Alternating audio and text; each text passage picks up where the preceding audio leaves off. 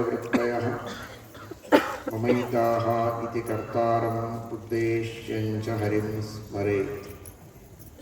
धर्मविज्ञानवैराग्यपरमैश्वर्यशालिनः आनन्दतीर्थभगवत्पादान् वन्दे निरन्तरम्। आनन्दतीर्थोपदिष्टो निधिर्नारायणः क्वयः प्रदर्शितो येन सम्यक् जयतीर्थं तमाश्रये।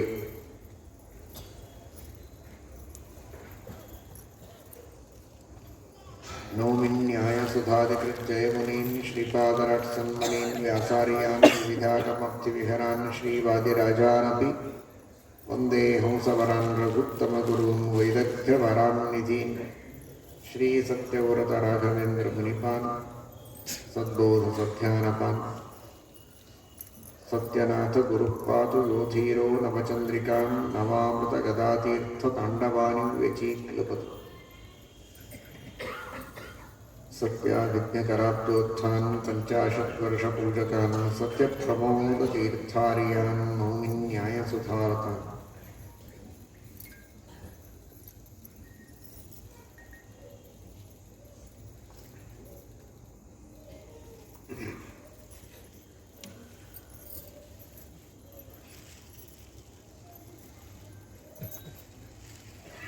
ಶ್ರೀಕೃಷ್ಣ ಪರಮಾತ್ಮ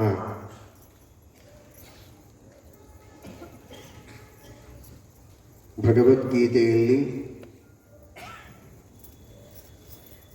ಪ್ರಧಾನವಾಗಿ ಪ್ರತಿಪಾದನೆ ಮಾಡಿದ ವಿಷಯ ಅದು ಭಗವಂತನ ಪಾರಮ್ಯ, ಸರ್ವೋತ್ತಮತ್ವ, ಸರ್ವೋತ್ತಮನಾದ ಭಗವಂತನ ಪ್ರೀತಿಗಾಗಿ ಸಕಲ ಸಾಧಕರು ಸರ್ವ ಸಮರ್ಪಣೆಯನ್ನು ಮಾಡಬೇಕು ಅನ್ನುವಂತಹ ಒಂದು ಸಮರ್ಪಣೆಯ ಮನೋಭಾವ, ಅದರ ಹಿಂದೆ ಯಾವುದೇ ತರಹದ ಫಲಾಪೇಕ್ಷೆಯನ್ನು ಮಾಡಬಾರದು ಅನ್ನುವಂತಹ ಒಂದು ನಿಸ್ಪೃಹತೆಯ ಸಂದೇಶ, ಇವುಗಳನ್ನು ಪ್ರಧಾನವಾಗಿ ಶ್ರೀಮದ್ ಭಗವದ್ಗೀತೆಯಲ್ಲಿ ನಾವು ಕಾಣೋದು. ಭಗವಂತ ತನ್ನ ಮಹಿಮೆಯನ್ನು ತಾನು ನೇರವಾಗಿ ಉಪದೇಶ ಮಾಡಿತು. ಭಗವಂತನ ಮಹಿಮೆಯನ್ನು ಯಾರೋ ಹೇಳಿದ್ದಲ್ಲ, ದೇವದೂತರು ಹೇಳಿದ್ದಲ್ಲ, ದೇವರನ್ನ ಕಂಡವರು ಹೇಳಿದ್ದಲ್ಲ, ಬರೀ ಸ್ವಯಂ ಭಗವಂತ ತನ್ನ ಮಹಿಮೆಯನ್ನು ತಾನೇ ಉಪದೇಶ ಮಾಡಿದ್ದನ್ನು ಕೇಳಿ ಅದನ್ನೇ ಓದಿ ಅದರ ಅಧ್ಯಯನವನ್ನು ಇಂದಿಗೂ ಮಾಡುವ ಸೌಭಾಗ್ಯವನ್ನು ಪಡೆದವರು ನಾವೆಲ್ಲ ಸನಾತನ ಧರ್ಮವನ್ನು ಅನುಸರಣೆ ಮಾಡುವಂತಹ ವ್ಯಕ್ತಿಗಳು ಅನ್ನುವ ಅಭಿಮಾನ ನಮಗೆ ಬೇಕು. ಇದು ನಮ್ಮ ಸನಾತನ ಧರ್ಮಕ್ಕೆ ಇರುವಂತಹ ಬಹಳ ದೊಡ್ಡ ಕೊಡುಗೆ. ಅಂದರೆ ನೇರವಾದ ಭಗವಂತನ ವಾಣಿಯನ್ನು ಓದುವುದಕ್ಕೆ ಇವತ್ತಿಗೂ ನಮಗೆ ಸಿಗುತ್ತೆ. ಅದನ್ನು ಅಧ್ಯಯನ ಮಾಡಬಹುದು. ಪರಮಾತ್ಮನ ಮನೋಗತವನ್ನು ಪರಮಾತ್ಮನ ಮಾತಿನಿಂದ ತಿಳಿಯಬಹುದು. ಹೀಗೆ ಭಗವಂತನ ಅಭಿಪ್ರಾಯ ಅಂತ ಇನ್ನೊಬ್ಬರ ಮಾತಿನಿಂದ ಕೇಳಬೇಕಾದ ಅಗತ್ಯ ಇಲ್ಲ. ವ್ಯಾಖ್ಯಾನಗಳಿರಬಹುದು, ಆದರೆ ಉಪದೇಶ ನೇರವಾಗಿ ಭಗವಂತ ಮಾಡಿದ ಉಪದೇಶ ನಮಗೆ ಸಿಗುತ್ತೆ. ಪರಮಾತ್ಮ ಹೇಳ್ತಾನೆ, ಅಹಂ ಕೃತ್ಸ್ನಸ್ಯ ಜಗತಃ ಪ್ರಭವ ಪ್ರಲಯಸ್ತಥಾ ಮತ್ತಃ ಪರತರಂ ನಾನ್ಯತ್ ಕಿಂಚಿದಸ್ತಿ ಧನಂಜಯ ಮಯಿ ಸರ್ವಮಿದಂ ಪ್ರೋತಂ ಸೂತ್ರೇ ಮಣಿಗಣ ಇವ.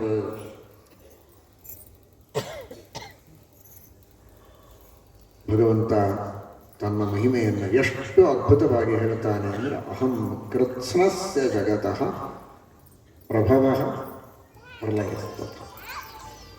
ಸಮಗ್ರ ವಿಶ್ವದ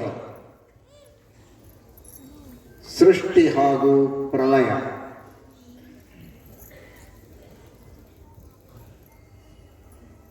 ಇವುಗಳನ್ನು ಮಾಡುವವನು ನಾನು. ಒಬ್ಬರ ಇಬ್ಬರ, ಒಂದು ವಸ್ತುವಿನ ಎರಡು ವಸ್ತುವಿನ ಅಲ್ಲ. ಒಂದು ಊರು, ಒಂದು ದೇಶ, ಒಂದು ಕೋಶ ಅಲ್ಲ. ಅಹಂ ಕೃತ್ಸ್ನಸ್ಯ ಜಗತಃ, ಸಮಸ್ತವಾದ ಪ್ರಪಂಚದ ಸೃಷ್ಟಿ ಹಾಗೂ ಪ್ರಲಯಗಳು ನನ್ನ ವಶವಾಗಿವೆ ಅಂತ ಪರಮಾತ್ಮ ಹೇಳ್ತಾನೆ. ನಿಜವಾಗಿ ನೋಡಿದರೆ ಶ್ರೀಕೃಷ್ಣ ಪರಮಾತ್ಮ ಹೇಳುವ ರೀತಿ ಬಹಳ ವಿಚಿತ್ರವಾಗಿದೆ.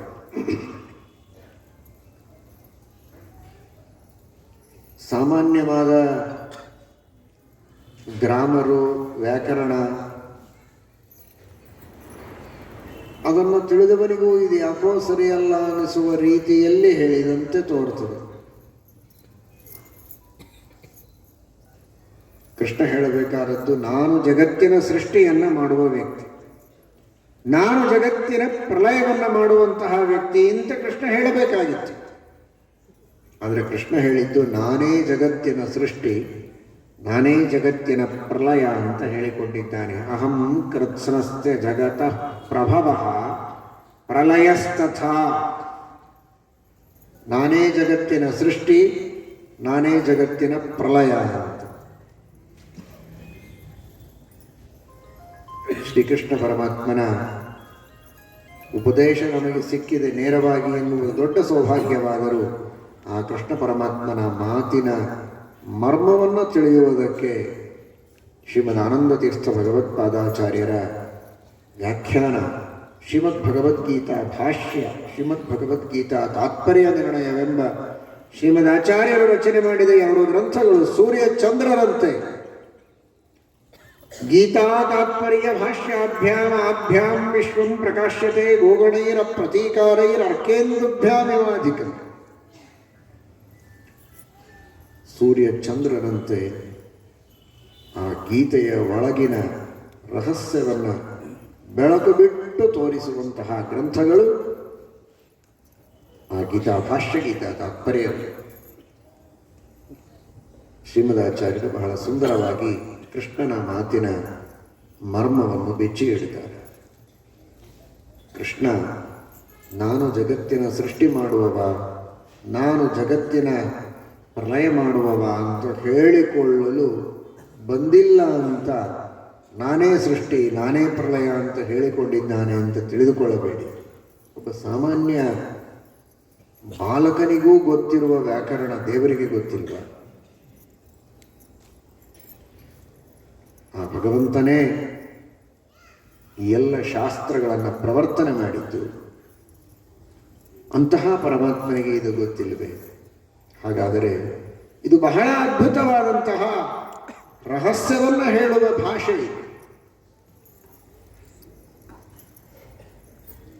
ಒಬ್ಬ ವ್ಯಕ್ತಿ ಒಂದು ಸಂಸ್ಥೆಗೆ ಡೊನೇಷನ್ ಕೊಡ್ತಾರೆ. ಇವರು